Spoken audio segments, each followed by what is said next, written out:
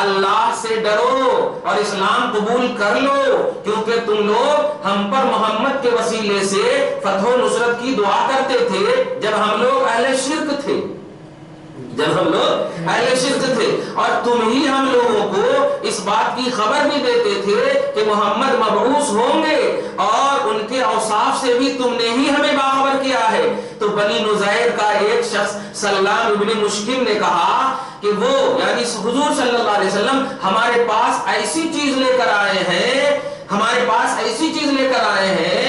جو ہم نہیں چاہتے تھے، ہمارے پاس وہ چیز لے کر ہی نہیں آئے جو ہم چاہتے تھے اور ہم جانتے تھے، اور جس کا ہم تم لوگوں سے ذکر کرتے تھے۔ تو اللہ نے یہ آیت نازل فرمائی کہ وَلَمَّا جَاءَهُمْ كِتَابٌ مِّنْ عِندِ اللَّهِ مُصَدِّقٌ لِّمَا مَعَهُمْ وَكَانُوا مِن قَبْلُ يَسْتَفْتِحُونَ عَلَى الَّذِينَ كَفَرُوا۔ آیت کریمہ کا شان نزول پس منظر سمجھ گئے؟ یہ روایت تفسیر ابن ابی حاتم جلد 1 صفحہ نمبر 172 اور تفسیر طبری جلد 1 صفحہ نمبر 411۔ کل کتنی تفسیر نے اتنی تفسیر دے دی ہے کہ مخالفین خالی تفسیر کا نام لیتے لیتے رہیں گے تو ان کا ٹائم ختم ہو جائے گا۔ سمجھ رہے آپ؟ یہ ہے وسیلہ کے باب میں مفسرین کی رائیں۔ دیکھیں مخالفین توجہ دیں ابن کثیر کے حوالے سے، اور جتنی ہم نے تفسیروں کے حوالے سے احادیث کے حوالے سے پیش کیے ہیں، ان تمام تفسیروں اور احادیث کی کتابوں کا ایگزیکٹ A to Z مطالعہ کریں، تب جا کر کے کوئی نظریہ قائم کریں۔ اور وہ نظریہ کیا قائم کریں گے؟ یہ اسلاف ہیں اور ان کا نظریہ ہمارے لیے بیس ہے۔ یہ تفسیر ابن کثیر کی بات ہوئی۔ اب آگے دیکھیے، سے ریلیٹڈ بات ہے۔ اب تفسیر رازی اس باب میں، تفسیر رازی سنی ان اليهود من قبل مبعث محمد صلی اللہ علیہ وسلم ونزول القرآن كانوا يستفتحون ان يسألون الفتح والنصرة وكانوا يقولون اللهم افتح علينا وانصرنا من نبي الأمي۔ ترجمہ، یہود حضور علیہ الصلوۃ والسلام کی بعثت مبارکہ اور نزول قرآن سے پہلے فتح و نصرت کا سوال رب سے اس طرح کرتے تھے کہ اے اللہ ہمیں نبی امی کے وسیلے سے فتح و نصرت عطا فرما۔ دیکھ رہے ہیں آپ جملہ؟ یہ تفسیر رازی کا عقیدہ۔ اب آپ دیکھیں تفسیر الجیلانی کا عقیدہ دیکھیے، غوث اعظم عبد القادر جیلانی کا عقیدہ دیکھیے۔ وہ نظر نیاز فاتحہ والے صرف پیر نہیں ہے، ایک جلیل القدر مفسر بھی ہے، توجہ دیکھیے گا۔ فرماتے ہیں یستفتحون کا مطلب کیا ہے؟ یستنصرون بهذا النبی ودینہ وکتابہ۔ یہود یعنی آیت کا معنی یہ ہے کہ یہودی اس نبی اور ان کے دین اور کتاب کے وسیلے سے فتح و نصرت کی دعا کرتے تھے۔ واہ واہ واہ، نبی کے بھی وسیلے سے، کتاب کے بھی وسیلے، قرآن صاحب قرآن سبحان اللہ، دین کے بھی وسیلے سے، اسلام کے بھی وسیلے۔ خیر، اب تفسیر القرطبی دیکھیے، فرماتے ہیں قال ابن عباس كانت يهود تقاتل غطفان فلما التقوا هزمت يهود فعانت يهود بهذا الدعاء وقال انا نسألك بحق النبي الأمي الذي بعثتنا ان تخرجه لنا في آخر الزمان الا تنصرنا عليهم قال فكانوا اذا التقوا دعوا بهذا الدعاء فهزموا غطفان فلما بعث النبي كفروا فانزل الله تعالى وكانوا من قبل يستفتحون على الذين كفروا اي بك يا محمد صلى الله عليه وسلم۔ یہ کن کی تفسیر ہے؟ تفسیر قرطبی۔ یہ کیا ہے؟ تفسیر قرطبی۔ 100 برس پہلے ہیں کن کے؟ امام ابن کثیر سے 100 برس پہلے بتا دیا انہوں نے پورا تفسیر۔ ترجمہ سنی، حضرت ابن عباس نے فرمایا کہ خیبر کے یہودی قبیلہ غطفان سے برسر پیکار رہا کرتے تھے، یعنی جنگ کے بعد۔ پس جب دونوں کا آمنا سامنا ہوا تو یہود کو شکست ہوئی، پھر انہوں نے یعنی یہودیوں نے یہ دعا پڑھتے ہوئے دوبارہ حملہ کیا کہ اے اللہ ہم تجھ سے سوال کرتے ہیں اس نبی امی کے وسیلے سے جنہیں تو نے آخری زمانے میں بھیجنے کا وعدہ کیا ہے، ان کے مقابلے میں ہماری مدد فرما۔ راوی کہتے ہیں جب بھی وہ دشمن کے سامنے آئے تو انہوں نے یہی دعا پڑھی اور قبیلہ غطفان کو شکست دی۔ لیکن جب نبی کریم صلی اللہ علیہ وسلم مبعوث ہوئے تو انہوں نے آپ کا انکار کیا۔ اس پر اللہ تعالیٰ نے یہ آیت اتاری کہ حالانکہ وہ اس سے پہلے خود نبی آخر الزمان اور ان پر اترنے والی کتاب کے وسیلے سے کافروں پر فتح یابی کی دعا مانگتے تھے، یعنی اے محمد آپ صلی اللہ علیہ وسلم کے وسیلے سے دعا مانگتے تھے۔ دیکھ رہے ہیں آپ؟ تو امام قرطبی کا بھی اسلاف کا عقیدہ دیکھتے چلے جائیں ان کے بارے میں۔ یہ پیس ٹی وی، معراج ربانی، ذاکر نائک کے اور دیگر حوالے جواری آپ کے عقیدے کو یہ کہتے ہوئے پک آؤٹ نہیں کر سکتا کہ وہ اس زمانے کی بات ہے۔ ارے اس زمانے کی بات ہے، حضور کے 500 600 برس کے بعد ہی کے والے ہیں یہ سب مفسر, اور عقیدہ بنا رہے ہیں, عقیدہ دے رہے ہیں کہ وسیلہ لینا, کیونکہ روایت کو نقل کرنے کا مطلب صرف قصے کہانی بیان کرنا نہیں, ان کے واسطے بہت سارا ٹائم رہتا ہے ان کے پاس, مگر بیان کرنے کا صرف مقصد یہ ہوتا کہ میرا بھی عقیدہ یہی ہے. سمجھ گیا؟ خیر آگے دیکھیے تفسیر فتح القدیر لشوکانی. كانوا من قبل يطلبون من الله النصر على اعدائهم بالنبي المبعوث في اخر الزمان الذي يجدون صفته عندهم في التوراة. سبحان اللہ.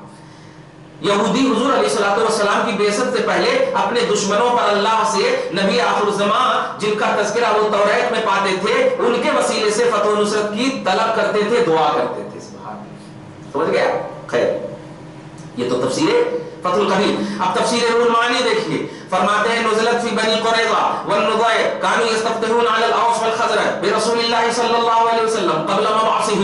قال ابن عباس وقتادہ رضی اللہ عنہما والمعنى يطلبون من الله تعالى ان ينصرهم به على المشركين كما روى السدي انهم كانوا اذا اشتد الحرب بينهم وبين المشركين اخرجوا التوراة. توجہ دیجیے گا, بڑی پوائنٹ ہے. اخرجوا التوراة ووضعوا ايديهم على موضع ذكر النبي وقالوا اللهم انا نسالك بحق نبيك الذي وعدتنا ان تبعثه في اخر الزمان ان تنصرنا اليوم على عدونا فينصرون. سبحان اللہ.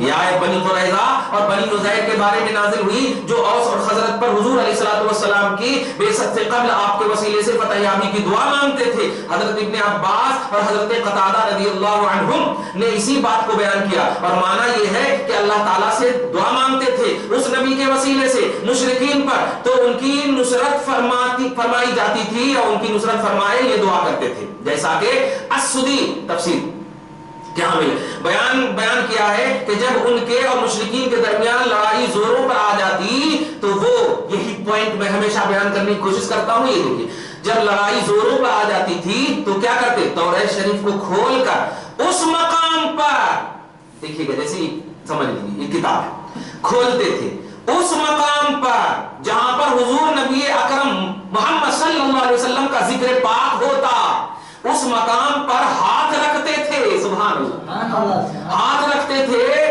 اور یوں دعا کرتے, اے اللہ ہم تجھ سے تیرے اس نبی کے وسیلے سے, سبحان اللہ, اس نبی کے وسیلے سے دعا کرتے ہیں جنہیں تو نے آخری زمانے میں مبعوث فرمانے کا ہم سے وعدہ کیا ہے. آج ہمارے دشمنوں پر ہمیں فتح و نصرت عطا فرما. بس جب وہ اس طرح دعا کرتے تو اس دعا کی برکت سے ان کی مدد کی جاتی تھی. دیکھ رہے ہیں, ذکر نبی کے وسیلے سے مدد ہوتی تھی, ذات نبی سے کتنی مدد ہوگی. سمجھ رہے نا. اور قبل بعثت, ابھی آگے چل کر میں اس کی توضیح مزید کروں گا, ابھی صرف تفسیر دیکھتے جائیں. تفسیر المظہری فرماتے ہیں اس آیت کے تحت معنی ہے یستنصرون علی الذین کفروا علی مشرک العرب ویقول اللهم انصرنا علیہم بالنبی المبعوث فی آخر الزمان الذی نجد صفته فی التوراۃ. مراد یہ ہے وہ فتح چاہتے تھے یعنی نصرت و مدد چاہتے تھے کافروں پر یعنی مشرکین عرب پر, اور یوں کہتے اے اللہ آخری زمانے میں بھیجے جانے والے جس نبی کی صفت ہم اپنی کتاب توریت میں پاتے ہیں ان کے وسیلے سے ہمیں ان مشرکین عرب پر غلبہ عطا فرما. توجہ دیتے. یہ ہوا تفسیر مظہری کا حوالہ. تفسیر خازن دیکھیے, فرماتے ہیں یستفتحون ای یستنصرون به ویقولون اللهم انصرنا علیہم بالنبی المبعوث فی آخر الزمان الذی نجد صفته فی التوراۃ فکانوا ینصرون. ترجمہ سنیے, وہ فتح چاہتے تھے یعنی آپ کے وسیلے سے نصرت و مدد چاہتے تھے, اور یوں کہتے تھے اے اللہ آخری زمانے میں بھیجے جانے والے جس نبی کی صفت ہم اپنی کتاب توریت میں پاتے ہیں ان کے وسیلے سے ہمیں ان مشرکین عرب پر غلبہ عطا فرما, تو وہ ان کی مدد کی جاتی تھی. کیا کہنا. تفسیر بغوی, اس آیت کے تحت امام بغوی نے بھی تفسیر خازن ہی کی طرح مطلب بیان کیا ہے جیسے ابھی پیچھے بیان کیا. تفسیر الکشاف یستفتحون علی الذین کفروا یستنصرون علی المشرکین اذا قاتلوهم قالوا اللهم انصرنا بالنبی المبعوث فی آخر الزمان الذی نجد فی صفته فی التوراۃ. یہودی مشرکین پر قتال کے وقت غلبہ چاہتے تھے اور یہود دعا کرتے تھے کہ اے اللہ ہمیں اس نبی کے وسیلے سے جو آخری زمانے میں مبعوث ہونے والے ہیں جس کی تعریف ہم توریت میں پاتے ہیں فتح و نصرت عطا فرما. دیکھتے جائیں. اب تفسیر الجلالین دیکھیے, آخری تفسیر بتا رہا ہوں. یستفتحون ای یستنصرون علی الذین کفروا یقولون اللهم انصرنا علیہم بالنبی المبعوث آخر الزمان. سبحان اللہ. यस्तफ्तिहूना का मतलब यस्तंसिरूना यानी मदद चाहते हैं। यहूदी मुशरिकीन अरब पर गालिब आने के लिए इस तरह दुआ करते थे कि अल्लाह हमें मुशरिकीन अरब पर उस नबी के वसीले से गलबा अता फरमा जो आखिरी जमाने में मबऊस होंगे। इतनी तफसीर मैंने पेश कर दिया है, तमाम शुकूक व शुबहात के दरवाजे तो ऑटोमेटिक बंद हो जाना चाहिए, मगर हम इस नशिस्त में तहकीकी मुहादसा में बैठे हैं। मुहादसा का मतलब होता है आपस में गुफ्तगू करना, और तहकीकी का मतलब होता है रिसर्च के साथ, रिसर्च दोनों के साथ। अब आप बताइए, मैंने जो सूरह बकरा के आयत नंबर 89 के तहत जितनी भी तफसीरें और असलाफ के अकायद के हवाले से जो वसीला को साबित किया है, आप में से किसी को भी इस तफसीर, इतनी तफसीरों पर कोई डाउट्स है? चाहे वो इब्न कसीर की तफसीर हो या कुर्तुबी की हो, जितने भी मुफस्सिरीन हैं, अगर डाउट्स है तो आप एक एक करके बोलिए। इसमें जो हदीस में रिवायत फरमाया, जितने भी रिवायतें हुए हैं उसमें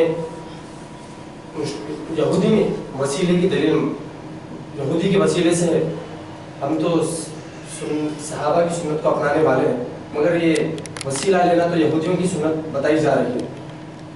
हमको तो सहाबा की सुन्नत अपनाना चाहिए। बताइए कि ये तो यहूदियों की कहना ये आप चाह रहे हैं कि वसीला लेना यहूदियों का तरीका है, ये कहना चाह रहे हैं। जी आप बोलिए। जी हाँ, हमारा भी यही है कि कुरान में तो आप फरमा रहे थे कि मुशरिकीन अरब जब भी अपनी अपनी फतह के लिए अपने नबी के नाम से दुआएं मांगते थे कि फतह पा जाते थे, यानी वो जो भी कोशिशें करते थे उसमें कामयाबी हासिल करते थे। तो क्या हम जो अक़ीदा लेंगे, जो अक़ीदा मांगेंगे, वसीला जो तलाश करेंगे, क्या वो हम मुनाफिकीन अरब की सुन्नत अदा करेंगे या सहाबा की सुन्नत अदा करेंगे? आपका भी एतराज़ ये है मुनाफिकीन, हमने यहूदी का जुमला इस्तेमाल किया, मतलब वसीला लेना यहूदियों का